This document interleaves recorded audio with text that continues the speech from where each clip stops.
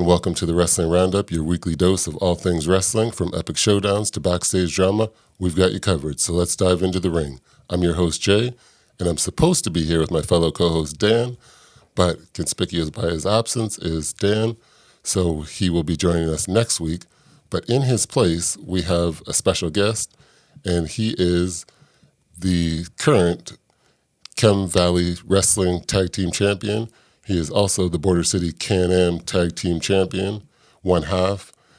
You can call him El Reverso. You can call him Reverso. You can call him Daniel Wynn. But today, we're going to talk to Mr. Dan Pizzano. Dan, how are you? Great. Thank you for having me. And as one Dan left, I reversed that and brought another Dan into the studio, as I usually do. So thanks again. There you go. Well, again, thank you for being here. And we just want to listen. We just want to hear your story today. So my first question is going to be, how did you get started in the wrestling business? Well, I've been around for a long time. I started out in 2005. That's when I started training. Okay. So, but I actually got involved like before then when I was in grade 9 or 10, about 14 years old. Mm-hmm. That's when I got brought to a Border City wrestling show by a friend of mine. And that's when I first started to like really get interested. And so right from the ground up, I wanted to find out how to get involved because I wanted to be a professional wrestler. I actually joined the amateur wrestling team at St. Anne's High School because I had every intent of just becoming a professional wrestler. I had no idea like at the time that it would have been probably in my best interest to push the amateur wrestling as far as I could take it. Right. You know what I mean? I ended up taking those 4 years and learning what I could. And then as soon as I graduated from high school, I had the money saved and I went right to the Can-Am wrestling school in Scott D'Amore and, learned how to be a wrestler there. And Johnny Bravo, he was helping you as well? Okay. John Bravo was, he was there. One of the assistant coaches at the time was Joe Legend, actually. Okay. Joey Legend, yep. I know the name as well. Oh, yeah. He was instrumental in making me the wrestler that I am today. But yeah, it started out basically as a kid, just selling tickets and trying to help out, set up the ring and everything like that, and just talking to people backstage. And we used to have a group of us that would go and watch the shows called the Unrulies. Oh, yeah. We would cheer. We would be the loudest kids, obviously, cheering and booing and everything like that, to the point where Scott actually peeked behind the curtain one time and had to tell us, hey, guys, cut out the swearing. There's families here. Right. Keep it to a certain minimum if you can. Yeah, you were your own little faction. Yes. Oh, and we were just the most passionate group, and we knew that we just lived for it. So we knew that we were eventually going to do something. No way. So you started at 14. So how did you get involved in the world to begin with? So did you start watching at 6 or 7, or you just started at 14? I honestly, one of my earliest memories when it comes to pro wrestling is the Brett and Owen feud. Yes. But then also, I remember, WCW before it was the World Championship Wrestling. I remember, you know what I mean? Yeah. I remember going to a friend's house to watch, Ric Flair and Arn Anderson and the Four Horsemen and stuff like that before Hogan. I remember watching a Hogan sign in '94. Yes. Watching it live. My dad had the satellite, the big dish in the backyard. You know what I mean? I was one of the only kids I remember that had that big dish. So we'd have people over to watch the events and stuff like that. So from a young age, 5 years old, I remember watching WWF and asking my dad hey, when is this on? Even my grandfather watched it. So and that's what it's about. And I just noticed that you are a little bit younger than I am because you remember the Hogan signing. I remember when he went over there. So yeah, all right. So you're a little bit younger than I am. But so 2000 and what was that? 2005 is when I first started. Is when you started. So Hogan went over in 94? Yeah, 94, I want to say, yeah. Just as he left. So, all right, let me see. When you decide that you're going to become a wrestler, how did your family take it? Oh, actually, they didn't take it very well. No? No. Okay. My dad, he was worried I didn't have a plan. He was worried that I wasn't going to try and work a full-time job and try, he was worried that I didn't have the right, plan in motion. So as any father, I just think that he was just doing what his job was as a father. Any father would worry about that for their son. Sure. So there was times where, you know what I mean, we didn't really get along because we didn't see eye to eye on certain things, but he just didn't know, he didn't have my perspective to see where I was coming from in a sense. So I think after years of just being persistent and diligent and disciplined, he got to see Dan's actually not gonna mess around here. Right. When we got into a big fight actually, and we didn't talk for a year. And the first time that we did talk, I brought over tickets for the Bret Hart show when he was here in 2005. Okay. Like in 2012, I think he was here again, or 2015. Yes. But this is he hadn't been on TV in a long time. I think, with the Goldberg thing, like, yeah. Well, 97, he left WWE, and then the Goldberg thing, yeah. Yeah, so he had been off TV for a long time, and he was my dad's favorite wrestler. So I went over, and I just said, you don't have to say yes or no or anything like that, but I'm going to leave these tickets here, and if you want to go, that'd be great. Mm-hmm. And I remember being on the apron because I was in like a 6-man match or a thing, but I remember being on the apron, seeing my dad walk in, because he's just completely recognizable. He wears the Canadian tuxedo everywhere. Okay. So I just, and he doesn't like to sit. He's always like standing and stuff like that. So I just saw him walk in from the apron, and he's leaned up against the back wall with his arms crossed like that. And I knew right then and there that, okay, like we were going to start to, mend things. And my mom called me the next day, and my dad is one of those guys, like I get my work ethic from him, where he's never late.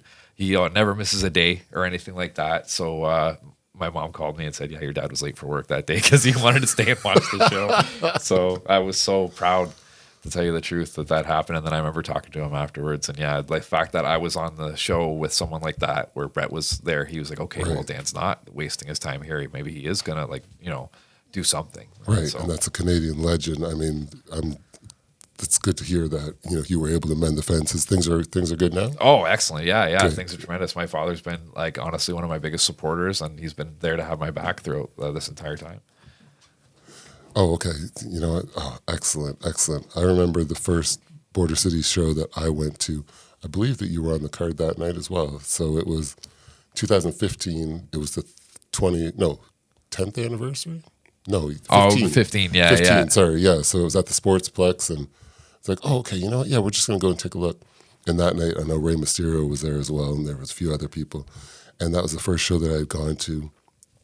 It was an excellent show. Like I said, there's always, the entertainment is always there. The crowd, they're always hyped. I know the Windsor wrestling community on Facebook, they're always there out in full force. They're always right there in the front. And, oh, okay, let's go. So they're always ready. But I just remember being in the building. Like, oh, you know what? I've never been to one of these, like a Border City show, and just like I said, the production value and the work that you guys put in is just, it's amazing. Because again, it's not something easy to do, right? Like, definitely not. You want to be entertaining. For sure. And I had spent a long time away from wrestling in between that. So like that Rey Mysterio show at the Sportsplex, like our 15th year anniversary, like I remember that it was a big learning curve actually for me. So we went from there was nothing like digital backstage when I left Windsor, and I wrestled in Alberta for a long time, and then I came back to Windsor, and all of a sudden Scott's wearing a headset now, and we had all these monitors and everything like that. So the production value, like you said, it had just doubled and tripled. Like honestly, it was just like next level. So I remember just being taken aback with how everything had developed in that sense even. See, and that's the thing too, is just being able to travel too. Like you're traveling, like you said, the West Coast and Windsor, everywhere else. Where are some other places that you've been? Oh, the East Coast as well, actually, in Nova Scotia. Okay. Halifax. Yeah. That's been a tremendous experience for me. I was a heavyweight champion for Kaizen Pro Wrestling.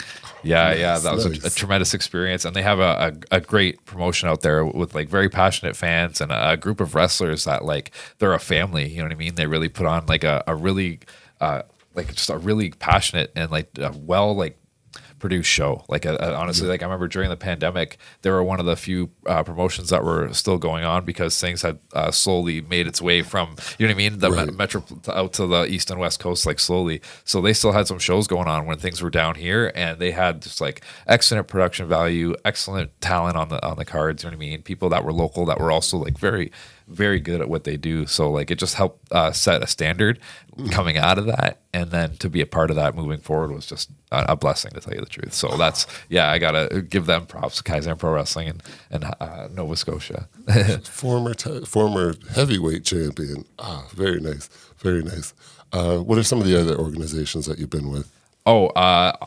Near the top, Seaway Valley Wrestling. Okay. I've been, again, coming out of the pandemic, it was one of those things where their production value, the video quality that they get, the people that run the promotion, it's like honestly top notch. It's very comparable to what we do here at Border City. Right. But they're constantly trying to improve and improve and improve.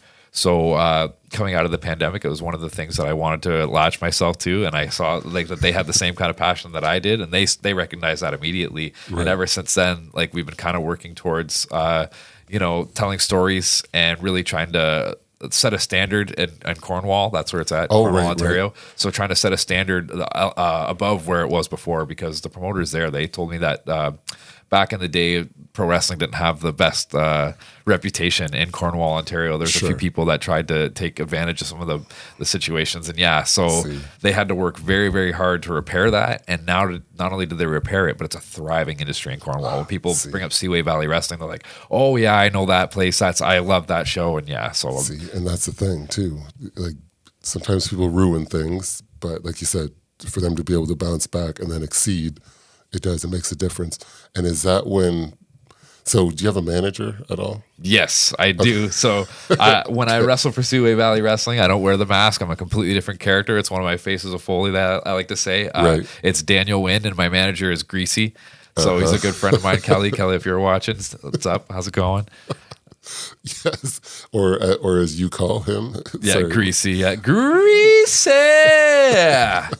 Sorry, I was watching online. I was like, oh, okay. Hey, wait, we're going to, well, you called it cornhole at the time. Yes. But anyways, it caught me. I was like, oh, okay. And every time you're trying to sell it, I was watching when you were trying to sell them on the name. And every time I saw it, it just got funnier to me. I was like, oh, okay.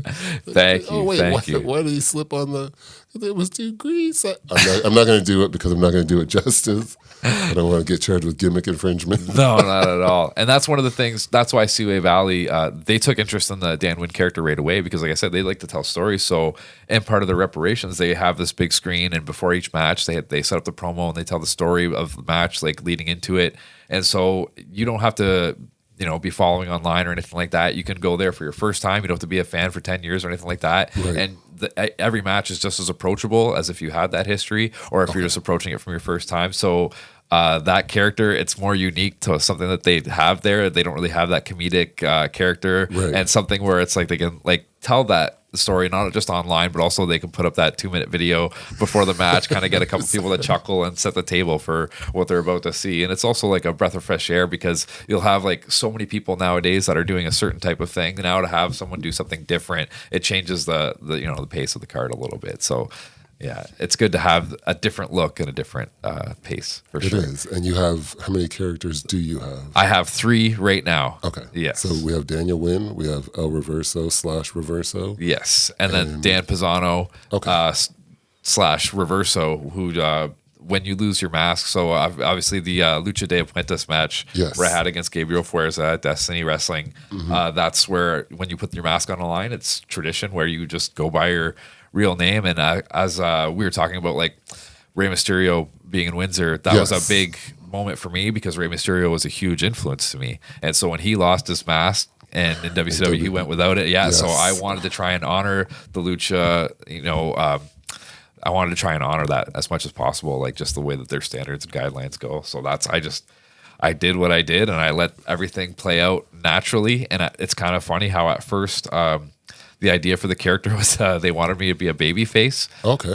But it just didn't make sense to me afterwards. So what I ended up doing was just took the pain of the loss of the mask and tried to evolve that into the character. And I just feel that it's sort of taken on a life of its own. It's something that's evolved naturally. Right. And there's a lot of promoters that really do appreciate that. And if honestly, if you're looking for a heel on a card, that's one of those things where it's hard to really establish how important a good heel is. You know what I mean? Someone that you really, really want to hate.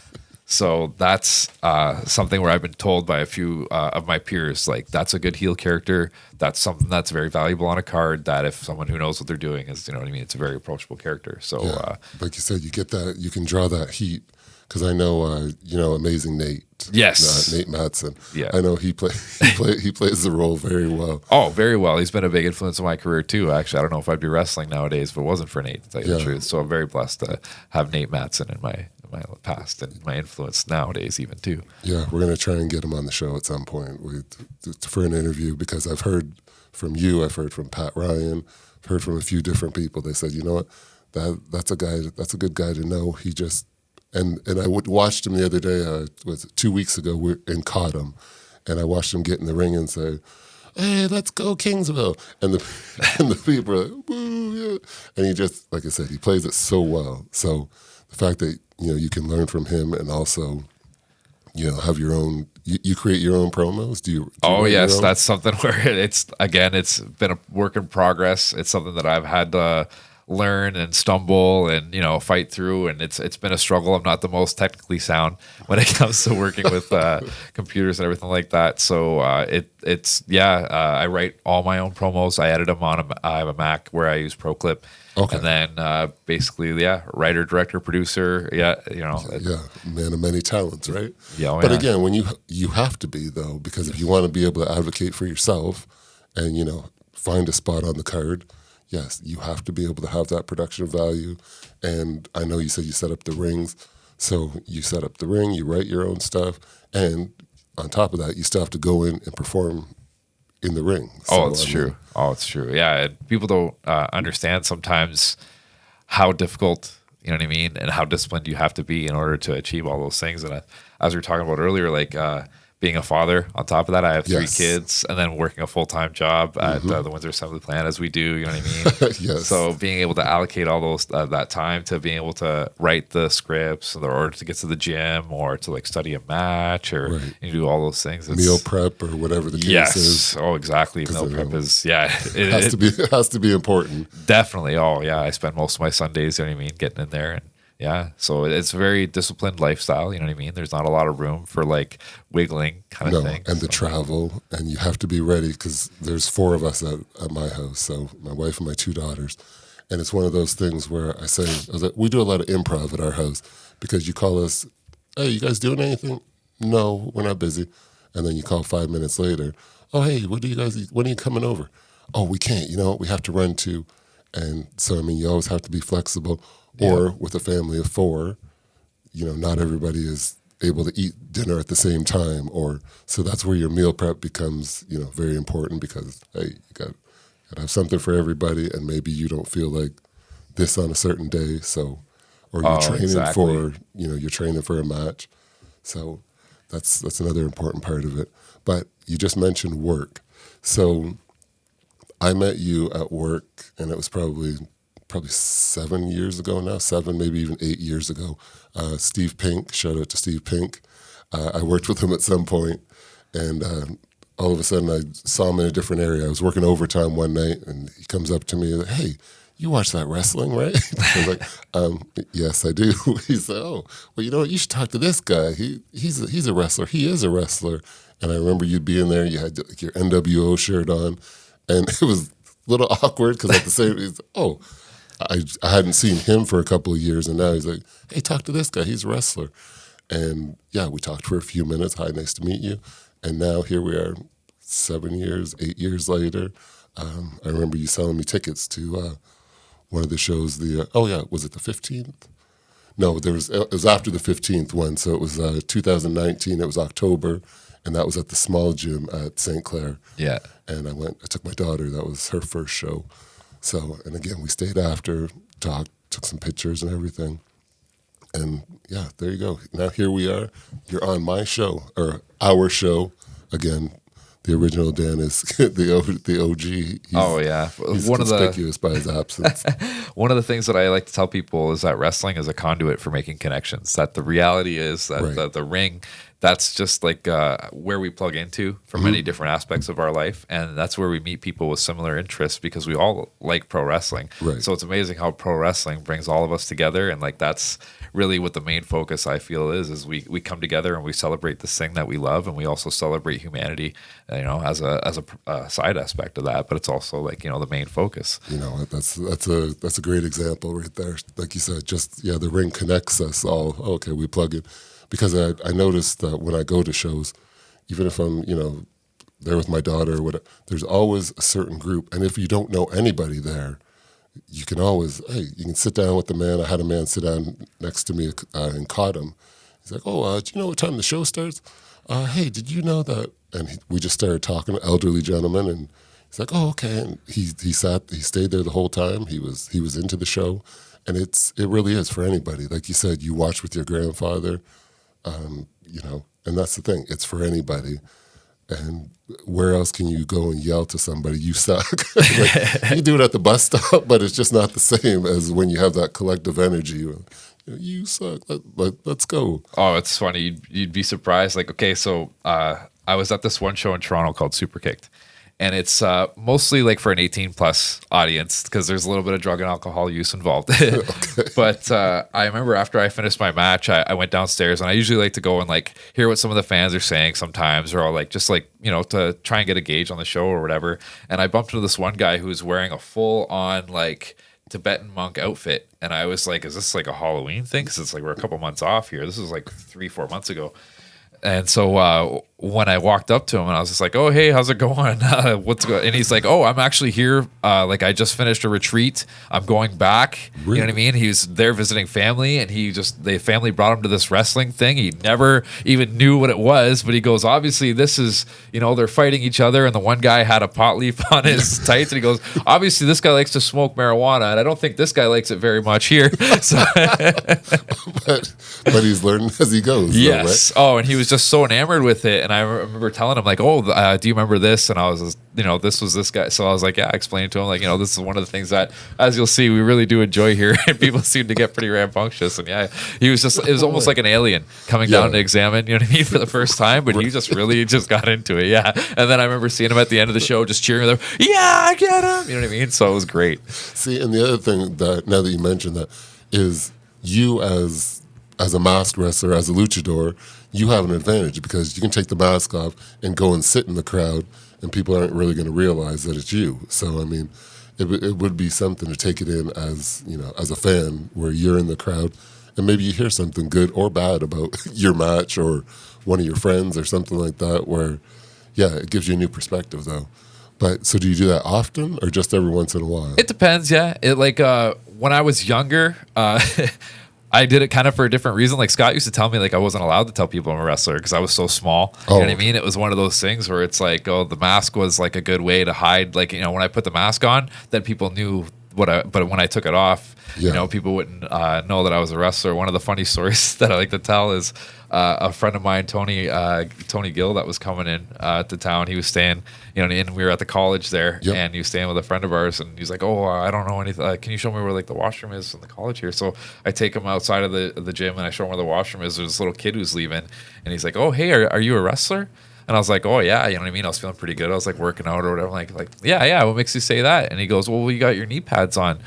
And I was like, "Oh," like I was defeated. Like 'cause he just asked me because I had my knee pads still on from when we were practicing, and and Tony's laughing with his back to me. But yeah, I gotta say, it's one of those things where when I was older, now that's when I'll because I try and help out some of the younger talent too. So now when I'm older, I kind of have a different approach to it, where like I'll hear some of the fans what they're saying about some of the matches. Right. You know what I mean? And like even though they may not be a pro wrestler, like we're trying to entertain people that are casuals, as what I mean. The more people you can bring into the audience. So if you have a little bit of feedback where it's like, "Oh, this guy didn't quite understand that," so maybe you can build this up a little bit better or a little bit more or something like that. Maybe hint at something here. Then that's one of the things as a coach as well at Can-Am now that I like to do is try and like... I didn't realize you were coaching too. Oh, yeah. I got... So Josh Alexander and Scott Demore run the Can-Am Wrestling School, and I assist now. Me and John Bravo we're like, you know what I mean, kind of in those assistant roles. And so... that's one of the, then now, like I said, I have like a different perspective on it where it's like now I can actually give back a little bit. And it's something I love to do, you know what I mean? Because I feel like, everyone's got like one of the things that Scott likes to say, and Joe Legend even, is that everyone's got a bump card. Like you only have a certain amount of number of them. And then once you've used them all, that's it. You don't know when that's going to happen. So, you know what I mean? I'm going to be 40 next year. Like who knows? Like that time could be coming up. I hope not.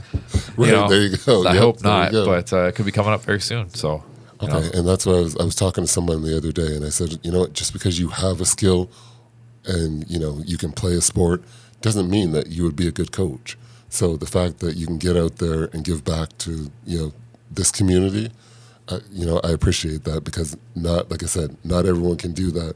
"Oh, how do you do this?"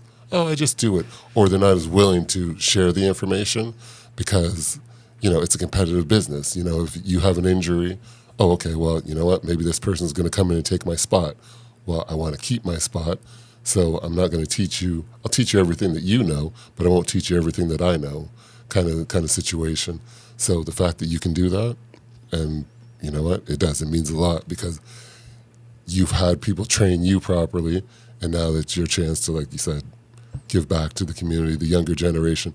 And I hope that they're willing to listen too, because I know some of the younger people these days, wherever you are, some of them are not willing to listen.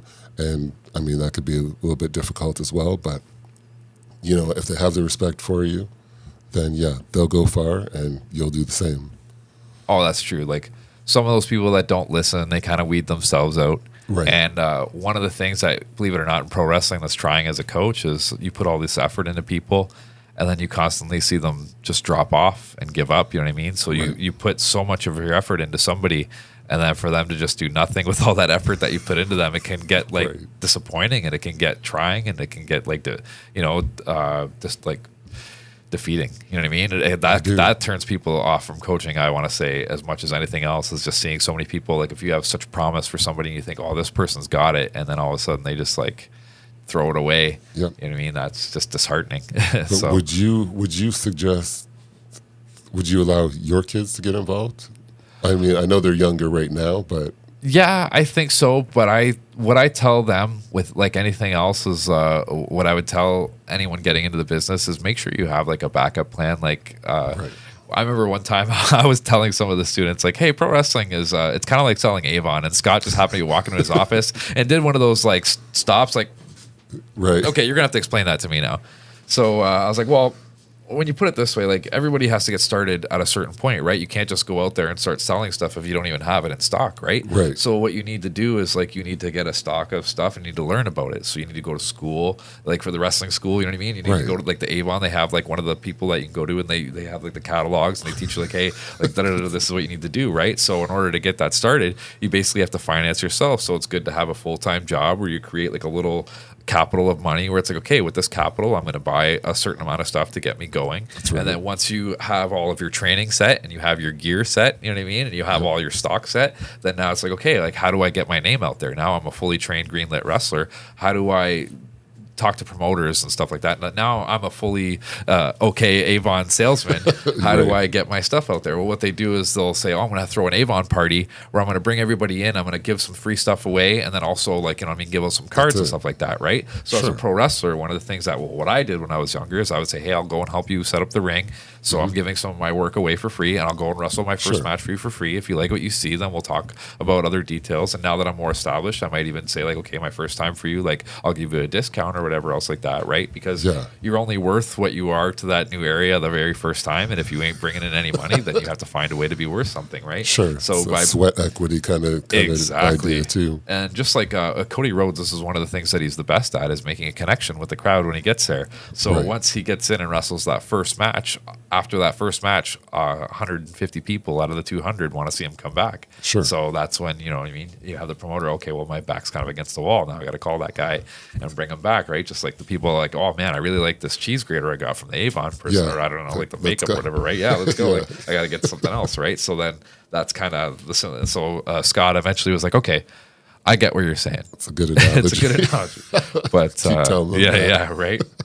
So basically that's getting started. Yeah, you have to have a backup plan. That's what I would tell my kids. It's like even my son, he's into the robotics. Like he does the thing where with 772 Saber Bites. Shout out to those guys at Sandwich Secondary. So I tell him all the time, if you want to get into that where it's like you're doing the robot wars and stuff like that, it's kind of the same thing. Like you have to finance your own robot, and you have to have sponsors and everything else like that, right? So make sure that you have a full-time job and something to fall back on in case that doesn't work out.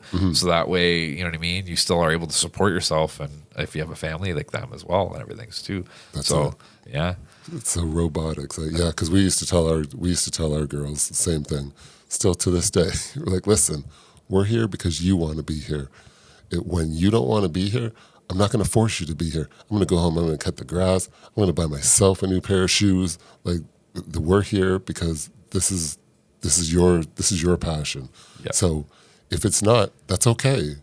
But like you said earlier, when you see you're putting energy into something and then the person just falls off. So the only, well, it's not a downside, but the only thing that we found with that at our house is both of our girls get out there and they work hard and they're committed, which means that at some points we're not home. One time we were away 40 weekends out of the year. That's a long time not to see your house. But again, if that's what they're committed to, you got to stay committed to your family, right? Oh, it's true. It's very true. Like there's very often like when I have, because I have three, so right. I have two older ones where they have robotics, or my the middle daughter, she's getting into acting and dancing and everything that, okay. Right? Yes, exactly. So now she's got classes for that too, and then also I have wrestling classes that I have to teach and everything, and then my baby, almost 2-year-old boy, he's got like daycare and everything like that. So and again, you're being pulled in all different directions. Yeah. But so totally sympathize with that. Right? Yes, exactly. And then trying to find time to on the road. I sympathize. My wife is a saint because when she's got to deal with the 3 kids, and I'm out in Sudbury and then Sarnia and then Toronto and everything like that, and then coming home. Yep. So yeah, she's holds down the fort, unbelievably well. Sure, and she still works as well, though. Yes, right? Yeah, she works with us. Yeah. So it's like, and even then too. So she sells Scentsy stuff too. So it's, you know what I mean. We're just a busy family on the go. See, and that's good though. Busy is good sometimes, as long as you're not overstressed or you suffer burnout. But I just want to ask you too about your gear. You said, do you make your own gear? How I wish I was talented enough to make this stuff. No. So this mask right here was made by Mark's Wrestling Masks. He's in Oshawa there. He's very, very talented. He makes all my masks. He's like first guy, because like I had a couple different people make them at first, but he was the first guy where I walked by Scott and he was like, I like this one. So I was like, okay, from now on, because every other mascot would see, I hate this one. Legit, every mask. So but you didn't let that break you down or deter you from anything, right? You're like, never. Okay, well, he doesn't like it. Hey, this is what I'm going out there. This is what I have. I'm going to go and get it done. Because whether he likes the mask or not, I mean, you're still the performer you are. Yeah, so you're still you. You have to be you at your heart and at your core. So you just have to be that amped up into the ring kind of thing. So Scott, he always knew who I was and what I was influenced by. And obviously Rey Mysterio, huge influence of mine and everything. And my ability in the ring, it obviously matches what I can present, and you know what I mean, with my persona. So it just made sense that I wear the mask. And it's something different. Like when someone says, oh, you're my favorite Canadian luchador. Well, I think there's not very many out there that are doing what I do. You know what I mean? That's okay though, because again, as a young fan, and that's the other thing too, is going to the shows is just to see the fans after the show, because I know you stick around, and some of the other performers are out there, and just to watch the kids, because I look and I see the kids light up, and I just try and imagine, oh, okay, if this was back in my day, like I never got close to wrestlers like that. Like, it's crazy, and they just walk up to you. You got the belt. You're sitting the belt on their shoulder, and they're taking photos. And again, maybe it's their first and last show. You never know if they're going to come back. But just to be able to have that experience, I just, I like that as well, because I always said if someone came up to me and asked me for an autograph or anything like that, I would spend time with them, because again, they're asking me to write my name. They appreciate what I do, and we were just talking about it the other day about the Tigers, and anyways, people not signing autographs for kids. These kids look up to you. You got to, they're where you start. You started as a kid. Just think about where you got your start, and if you would have been able to talk to the person at the time, it would have made a world of difference, I would think.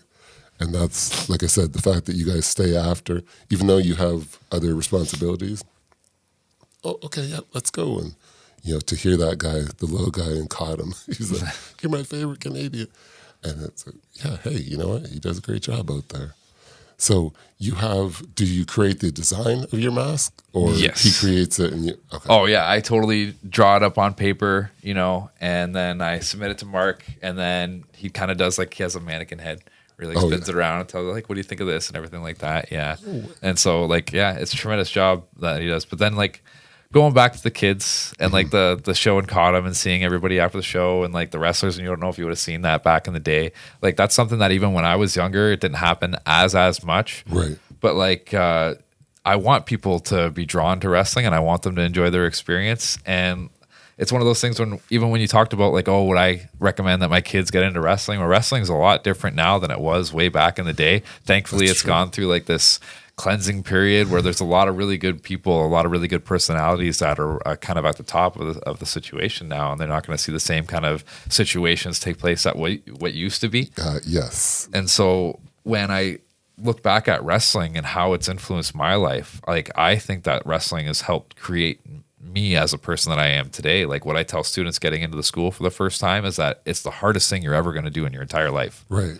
But once you've completed it, then you know that you can do other things that are even harder. You know what I mean? Like once you've done wrestling school, then you know like some of this other stuff, like buying a house and stuff like that. Okay, you know what I mean? Like I can do this. It's something that takes time, but you know, so it helps teach you about patience and determination and working towards a goal of something, right? So I would not want to turn anybody away from that. And if I don't sign that autograph, if I tell that person like not today, or if you know like the Tiger player, then like I'm turning someone off from what could be a very beneficial life experience. You know what I mean? Right. So I would definitely not want to do that. And not only for that enjoyment of that little kid, you know what I mean? You definitely, you know, it's something they're going to look back on. You might like, I remember when I was younger, I used to have little kids think I was Rey Mysterio, and I would always correct them like, no, I'm not Rey Mysterio, right? And Scott slapped me in the back of the head one day. He goes, don't correct them, just sign it, and then that kid's going to think I meant Rey Mysterio. I was like, okay, all right. See, and I went to an event one time. It was WrestleMania was in town, so they were at Ford Field 2007. The mayor of Windsor is having a party at the Folklore. So I was like, oh, I'm going to a mayor's party. So I get my suit. I put a suit on. I'm like, oh, I'm going to dress up. So I put this suit on, and I have a replica belt with me. And when I got out of my car, I had the lady said, hey, is there a belt in there? I don't know why she was whispering. It was just the two of us. She's like, hey, is there a belt in there? Yeah, you want to see it?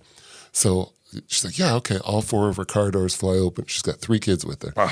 And I said, they said, can we take a picture of you? And I said, no, I'm not a wrestler. Oh, you just have the belt? I just have the belt. And I said, okay, here, yep, you take it. Take all the pictures you want. My only rule is you don't try and run away with the belt. And they're like, oh, okay. She said, oh, okay, yeah, that's fine. And then at the end, she said, well, can he get a picture with you? And I said, no, remember I told you I'm not. And she said, oh, well, he can tell his friends you were. I was like, okay, sure, let's go.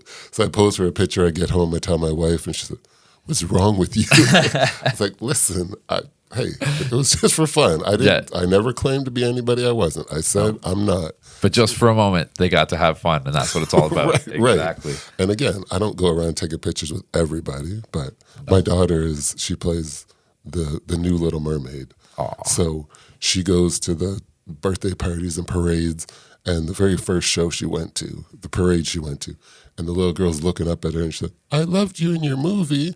I went to see your movie. And again, like you said, she didn't say that she was, but she didn't say that she wasn't. She said, oh, you know what? She said, oh, well, thank you. Oh, I like the movie. Oh, well, thank you. And she just, shook her hand, took some pictures. And that's what it's about. Like, it's for the kids. Yes. If I go there and you're rude to me, okay, you know what? Guess what? I'll get over it. But when it's kids, just don't be rude to kids. That's all. Because I've been to events where, I had a guy and he was signing autographs.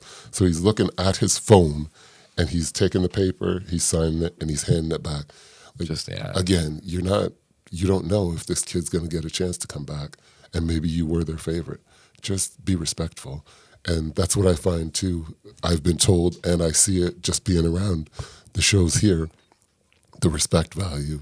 Like when you go into the locker room, they say, you're supposed to shake hands with everyone and just greet the people because you're about to perform with them, and you're all part of the same group, right? Oh yeah. It's about being able to show to the other people there that you're respectful, you'll be able to take care of them, that you take interest, and that you're not just like you said, that's not just a job, like another part, they're like, oh, this doesn't matter kind of thing, just treating it as, because you have to rely, like you said, you have to rely on that other person. Yeah.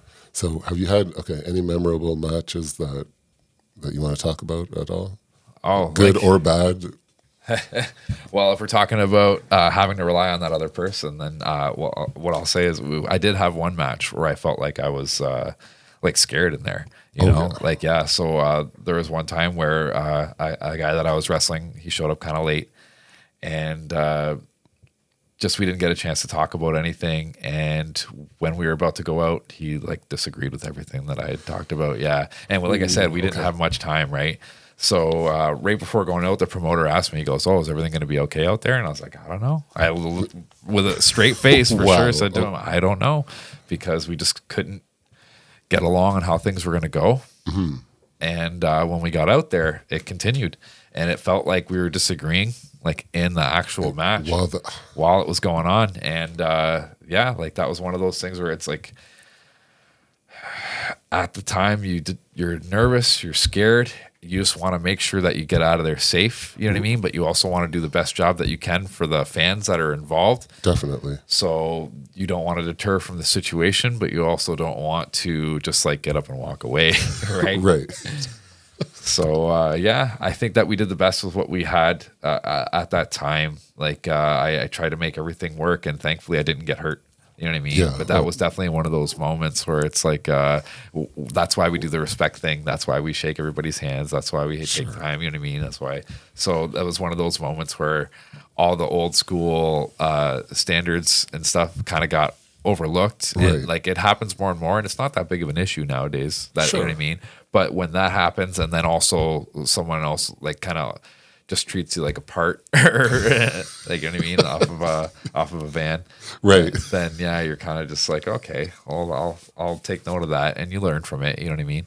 So yeah, thankfully nothing like that has really ever happened to me multiple times, and like I said, I didn't get hurt. Yeah. I didn't walk away with any sort of like long lasting like anything like effects or anything like that. But it was just one of those things where it's like, oh, okay, I'm gonna remember, like, make sure I take my time. It's like one of those things where like, this is why we do this. Yeah, this is why we have these little practices that we do. Mm-hmm. So would you ever get into the ring with that person again, or are you just kind of, you know what, I'll stay away. I remember what happened. I'm not holding a grudge, but you know what, if I didn't feel safe the first time. See, that's a good question, actually, because that's one of the things that even at my age now that I'm still kind of struggling with, because I like to consider myself a professional, and I want to say that I'd get in the ring with anybody. Right. And it's not that through a disagreement. Like if I don't like that person, I'll still get in the ring and wrestle with them. Sure, because you have a show to, yeah, be part of the business, right? But then if I'm worried about my safety, then that's a different story. Like I recently had an injury take place where it was just through, it wasn't on purpose, but it was just like just oversight. You know what I mean? Yep. Just, I wasn't paying attention. Oops, my bad, kind of thing. And it's one of those things where like, getting older. I'm in the ring a lot now, and some of these guys aren't as practiced or experienced, so they're going to end up having little slips and stuff like that. Sure. So I think it's more a matter of limiting how many slips and like little things that I expose myself to, as opposed to that specific individual I can't work with. You know what I mean? So I feel like that's what I'm struggling with now is like, I got to try and like slow down overall, as opposed to just like, slow down in life. Yes. As opposed to just necessarily like don't in the wrestle ring. that one guy. Yeah. So I think I would, to tell you the truth, but I'd want to make sure that we had certain things before you go out. Exactly. All right. Fair enough. So, okay. What is, do you have a dream? Do you have a dream opponent at all? Actually, yeah. I've been saying recently that as the Dan Pizzano REVERSO character, Evil Uno, I want to wrestle Evil Uno. Really? Yeah, I feel like we could tell great stories together. I've only met him in passing once. Sure. In a C4 show in Ottawa, but through other people that I've worked with, I've been told that we have very creative minds, that we would have a lot of fun, but also I just feel like I have a story I could tell with Uno that would be. See, okay, unique, you know what? So. I'd like to see it. Like I said, when I follow you on social media. We'll give you a chance to plug your social media in a little bit. But okay, so you've been in Canada as well as the U.S. Have you gone overseas at all? No, I haven't. And that's one thing that in the future, I have a couple friends that have wrestled over in the UK, and they've said, hey, there's a couple people that know who you are. You should reach out, And I just feel like when the timing is right, that's like, because as I say, things are very busy here with a family and everything like that. So it's going to take a little bit of time and planning and such, but I feel like something like that could be on the horizon. It's just about when and how and stuff like that. So you're not closing the door to any opportunity. No, definitely not. Not yet. Anyways, it's just anyway. Oh, because you know what, I'm getting older. Yeah, but it's one of those things where when I was younger and I didn't listen, I was told that there's so much going on in Ontario that you don't really need to really branch out. And then because I branched out when I was younger and I tried to make my way into the States, like there was people that were like, hey, come on, and I just made a mistake and I got banned. So that's why I can't really go into the States now. Like one of the things that happened was they thought I was lying because I was just this nervous, anxious individual who like the situation looked pretty bad. Like it was a trainer of mine was helping out with a show. Okay. And like I just told him like, I have some issues going on. I don't know if I can make it. And they put me on the poster as like something like, oh, this guy, you know what I mean? But I wasn't even sure if I was going to go. So when I went across the border, I was saying like, oh, I might wrestle. I don't know. Like I have my stuff in the car. Right. They're like, oh, you might wrestle. Like, what does that mean? Kind of thing. Like, well, I told them like my trainer is one of the guys that's there. And if I go, like, maybe I have a spot, but if he doesn't expect me to go, then maybe he's got that spot filled. And then sorry about your luck kind of thing. Right. And so when they pulled up the poster and I was on it, they're like, oh, this doesn't look like you're not sure if you're going to wrestle. And I'm like, I understand how that looks bad from your perspective. Yeah. But really it was just, they were just trying to put graphics together. You know how things are where it's like a Photoshop cut. They're just trying to fill a poster. Sure. So basically I was like, I guess it looks bad. Like I'm I not making any money. Like this is a training thing. Like I know at the time I was older too because I had moved back from Alberta and I was just getting back into it again. And I had this, they pulled up my cage match history. They had this stack. They were like, well, it doesn't look like you're just getting back into it. I'm like, oh my gosh. Yeah. So the coincidences of just looked really bad. And unfortunately that they were like, yeah, this is what it looks like. So we're going to do this. And I'm trying to get it terrible. Oh, it is. I'm trying to get it sorted out now. Like I have people that are trying to help me get it sorted out. I have paperwork that I have to go through this week here. And now we're on afternoons. I can actually get to some stuff here during the day. But that's just part of the process. Is I'm so busy now that it's hard to get out even to get that extra. To find the extra time to do any. I got time to get groceries, and now I'm going home. I can't fill this out. Exactly. Okay. I didn't realize that was a situation. So no, that's one of the things that like I like to talk about now. Whereas at first I didn't really like to bring it up because it would automatically turn people off from wanting to bring me in. Like, oh, like now I can't be used by WWE or TNA on a regular basis or like AEW or anything like that. Like I couldn't sign a contract because I have that ban in place, right? But it's one of those things where now I'm at that education phase of my career, trying to help out some of the younger people. So if I can prevent someone else from suffering the same fate that I did, then I feel that by talking about it, I've done my job and trying to expose, what could be a possibility of trying to do that. Because I do know that there's some people in Canada that are going and wrestling in the States on these trial bases, and they mean well. They're not making any money, and it's you know what I mean. That's something they're doing out of their own pocket to try and boost their own stature. You know what I mean. But the thing is like there is a risk involved. So hopefully they understand that. Okay, now that's a behind the scenes. Okay. So, you said they're trying to boost their. Do you have your own merchandise? I do, but I haven't brought it out, and I haven't taken it with me. Like I have some shirts and stuff like that for the Dan Pizzano character, and I have some stuff for like the Mask character, but it's not something that I've ever really fully developed. Like I have stuff on order. I have stuff like, you know what I mean? So it's like one of those things where I'm just not good at it, but I do like the 8x10s. I used to have kid masks and stuff like that. Oh, no way. Yeah, exactly. But it's just, it's so hard to find, like, because even it was my old mask maker that did the kid masks. And it was just something where like you try something out and see if it works. And it was kind of like a hit and miss type thing anyways. So like it's tough. I'm not really the best at it. And when have all these other titles and everything like that too, I'm just struggling to make it work. But that's the one where I need the most help. So Cody Diener, if you're listening, maybe you could help me out with that in the merch area. There you go. Yeah, because again, I've gone to some of the shows and I see some of the some have the shirts, some have, you know, bracelets, whatever the case is. But yeah, when you're doing it all on your own, because I watched one of the wrestlers and like, oh, okay, here, and I just watched her go. Okay, yeah, that'll be $16.75.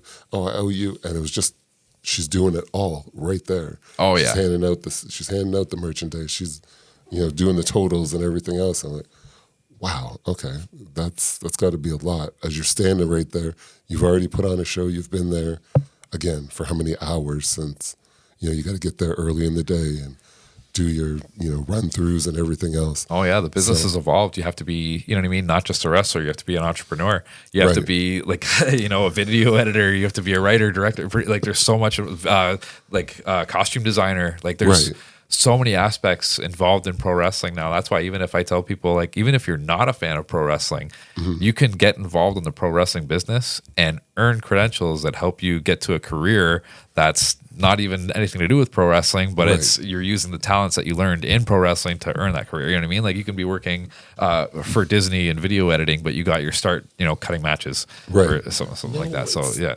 See, and you know what? You're right. When you think about it like that, and it, like you were saying earlier, it transfers to anywhere.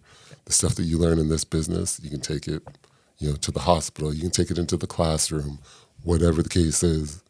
It's the ability to transfer the information. It'll go a long way. Oh yeah.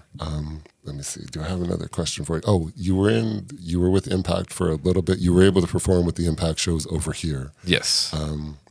How important was that to you? Oh, amazing. Like, honestly, it's one of those things where it was, that's the dream come true. That's like the pinnacle. That's the peak. You know what I mean? Like getting to wrestle on TV against some of the people that you looked up to as a kid and even some of your peers. Like, I have to say that the March show 2 years ago. 2023. Yeah. I was, 2023? I was at the 2023. Okay. I want to say where I wrestled Johnny Swinger and Sheldon Jean that weekend. So that might. I may have been there the Friday night. Yeah. So that one right there, Johnny Swinger used to be the Border City Wrestling heavyweight champion, and then Sheldon was someone that I came up like training with. So in the same weekend, I got to wrestle someone who was a former Border City Wrestling heavyweight champion, and also someone that I had wrestled at a Pro Wrestling Noah like tryout thing that we had in Windsor too.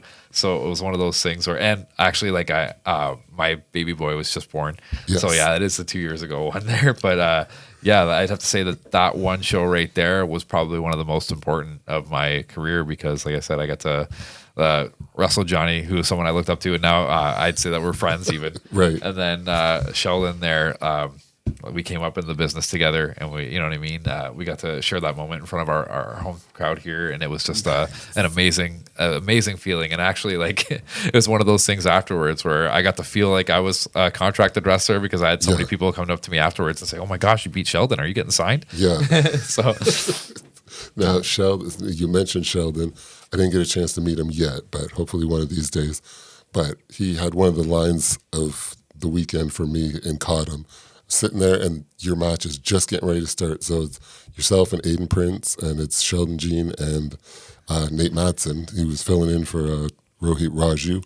So they come out and he's standing there on the apron. And I got this guy who's like just off to my right and he's yelling, let's go. Come on, Reverso, you got this. Let's go, buddy. Let's go. And Sheldon Jean looks down at him and says, bro, relax. You don't even know if he's any good or not. The match hasn't even started yet. And because I was so close, I could hear him say it. That one caught me. Cause he's like, bro, settle down. And the guy's like, oh, what? Now, you guys did put on a great match. But he just, because again, being so close, I could hear him say it. He caught me off guard. But yeah, you guys did an excellent job. And I talked to Nate after the show because he pulled double duty that night, that day. I was like, oh, wow, okay. Real trooper, yeah. Yeah, it's like, good for you. Yeah. So. Yeah, Sheldon, I don't know if I'm allowed to say this, but he's a real smart ass. Hey, he caught me. I was on board. I was like, I'm going to talk to him after. Yeah, I'd definitely say his mouth is his greatest and his worst attribute all at once. It gets him over with people and it gets him in trouble at the exact same time. He likes to use it to. He's actually like honestly, I feel as one of my good friends that he's one of the best promos. He's one of the best like attitudes for being in the ring. You know what I mean? He just carries himself with this just bravado. You know what I mean? Yeah, swagger. Yeah, he's got this it factor. But then also sometimes he likes to shove his own foot in his mouth. Sure. Yeah. He can be his own worst enemy there. But I think that watching him develop into what he has become has just been so entertaining, and it's been honestly just awe-inspiring because to see him develop what he's going to be in the next few years is going to be even more too. So and to come along with him, so to start with him at that point, and then just watch both of you have the growth and development that you've had. Oh yeah, it's been outrageous. That's one of the things that I really do enjoy is seeing my peers succeed. Like, you know what I mean? I get like real joy out of it. Like I remember one of my students and like peers is Bhupinder Gujjar. Yes, I talked to him as well. Yeah. We spent a lot of time during the pandemic, like every day, honestly, believe it or not, there'd be 5 days a week, 7 days a week. We'd be in the wrestling school, wrestling. Yeah. And we were trying to get him ready because like I obviously wasn't able to get that contract, but there's other people like Joe Doring who's just coming back in Impact Wrestling. And so Scott asked me to help him get back into, like, you know what I mean? Ring and shape. so exactly. Yeah. Okay. So then Bhupinder there, we were already doing our thing. And then after Scott had seen how much he had progressed, he was like, man, we got to get you back into the swing of things. So I saw Bhupinder get presented his contract and started crying right away because I was just overfilled with joy because like I couldn't believe, like I know how much hard work, you know what I mean? Like there's times where, oh man, you were there with him. Yeah, his knee's sore and he's got to ice it just to get in there and he's not giving up, you know what I mean? Like broken nose sometimes and stuff. Like, yeah, like, so to see somebody with that much passion like that I had, you know what I mean? Like succeed and finally get that, it was just like, oh, so like it was relieving, you know what I mean? It's like, oh, proud father. Yeah. And it can happen. It can be done. You know what I mean? That's one of those things where you feel like you're hitting a ceiling so often that it can't happen. Right. But then you see someone do it and it's like, no, it can be done. Patience, persistence, everything happens for a reason. Yes. Like, I mean, you never know when it's going to come, but you got to be ready when the time. We say at our house, like, well, if you stay ready, you don't have to get ready. Exactly. Because, you never know. Someone's going to come up, hey, there's a tryout for this. Well, no, you have to be working out all along. You can't hear there's a tryout and then say, oh, I better start working out. It's not the way it goes. Exactly. And that's one of the things that I like to tell my students, you know what I mean, is not only do you only get one first impression, you know what I mean, but you want to always be ready. It's like you're surfing and you have that big wave that's coming. You don't know when it's coming, but you want to be ready. You know what I mean? You want to have balance. You know what I mean? You don't want to be caught off guard, like not paying attention when that wave comes and you get tipped off. Like, you want to be ready. And that's kind of like this. That's even like with this Maple Leaf thing coming up here. Yeah. You know what I mean? We have Maple Leaf Pro Wrestling coming up on October 19th and 20th. Forged in Excellence. Yes. That's one of the biggest shows that are going to be taking place in Canada for, you know what I mean, until we decide to do another one here. Like this is an opportunity for us to display our talent. And not only do we belong on a top stage with any other type of wrestling anywhere in the world, but that we can succeed and that we can, like, you know what I mean, blow people's minds, that we're going to put on this show that's just, you know what I mean, like, if you go or if you get it on Triller TV, you know what I mean? It's just, it's going to be unique to what it was even back in the day, like when Maple Leaf was going through with the Lila Red Lions and like, you know what I mean? Back like it was something that you didn't get to see anywhere because all the amalgamation of talent was something that didn't happen anywhere else. Right, and now you're able to draw from here, there, and everywhere. I've been looking at the card as the card's building up, and again, I know I keep going back to it, but it was a couple weeks ago when I remember you guys celebrating. You guys won the BCW Can-Am Championships, and that was I remember. Aiden Prince. He's up on the turnbuckles, and I hear the announcement. Oh, and you can see them at Forged in Excellence coming up. And I remember him turning around saying, "That's the first I've ever heard of this." And then when I talked to you for a minute after, and you said, "Yeah, we're defending the titles," and you know what? That's great. And it's like, oh, okay, yep. You know what? Let's get out there, and we're able to build and draw on that. So now you're getting ready for that, and just to see the surprise, because I remember him turning around, going, "Wait, this is the first that we're hearing of this." And I was like, "Okay, but how cool is that? Like, you just find out that you're going to be a part of this card as it's being built." And then because that was a couple weeks ago, I was watching it build up. I've been watching the names come up, and saw Mauro Ronaldo. Oh He's my going to gosh! be the announcer. Yes, that's just being involved in that. Think about Mauro Ronaldo talking over something that it's like wow, that's just it's like kind of gets you ready. Yes, yeah, it's goosebumps. Like, so not only for the fans, but for the people that are involved too. There's goosebumps. There's excitement. You know what I mean? We can't wait to get out there and just to be able to represent like Border City Wrestling, Can-Am Wrestling, to be able to represent Canadian wrestling, and right. on a whole, it's prideful, and it's something that I'm really looking forward to. Yeah, because representing your country. I just want to go back to something really quickly. You said Bhupinder with a broken nose. Have you ever had anything go wrong in the ring? And if so, how did you get through it? Actually, I've had a couple things. I've had a knee injury where I just ignored it as much as I probably shouldn't have, because I ended up doing more damage to it. But I did it halfway through the match, and I could tell that something was going to be wrong, and then I ignored it. And then I managed to make it through, but then I had to take 5 months off, I want to say, after that. And then this is actually, okay, so I thought of this one. So Josh Alexander, I like to tell the story when I'm standing next to him specifically, because I broke my wrist in a match with him, and he'll interrupt me right then and there and be like, but I didn't do it. He did it to himself. It wasn't my fault. So I gave him a drop kick in the back, and I for some reason put my hands back instead of taking the back bump. And you're never supposed to do that, because you could break your shoulder. And I ended up breaking a bone in my wrist. And it was in the first 5 minutes of the match. We went 25 minutes. I ended up wrestling. I had so much adrenaline going. I had no idea I had the broken bone in my hand. There's a part in the match where after I broke it, I'm slamming my hand down on the mat going, let's go, come on.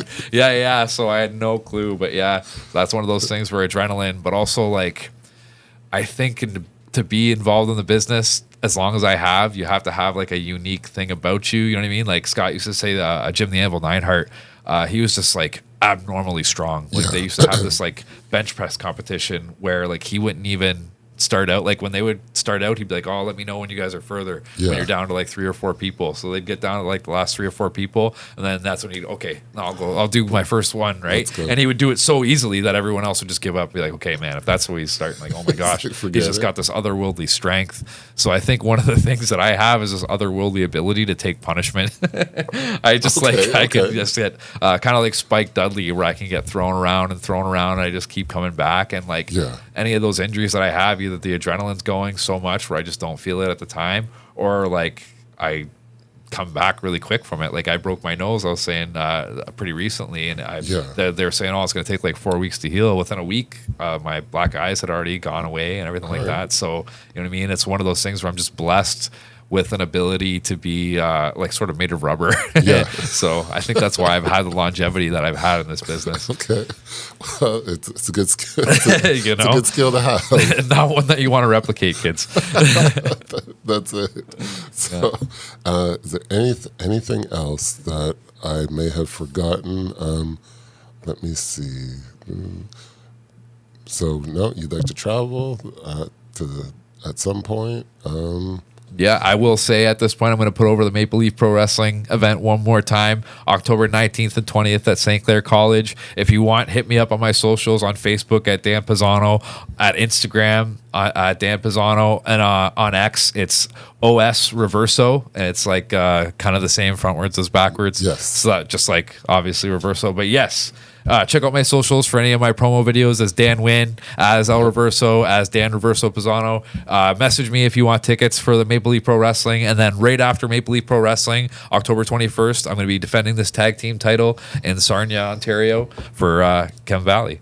There you go. Tag team champion for Chem Valley. Who's your partner with that one? So Ethan Dukes, right? The legendary son of Tyson Dukes. The Ontario wrestler who's been to the WWE Cruiserweight Classic. He's coached over there. He's been all over, everywhere. So that's one of the things is Tyson's had an influence on my career when I was young. So now to be able to hold a tag championship with his son, it's one of those full circle moments where I'm very, very appreciative of that moment. And I just like honestly, every time we get in the ring together, I take value and I appreciate that moment. Definitely. And that is in Sarnia, the Sarnia area. Yes, October 21st. October 21st in Sarnia. So make sure you check that out after you go to Forged in Excellence, October 19th and 20th from the Sportsplex in Windsor, Ontario. So make sure you get out there and you guys will be there defending your championships.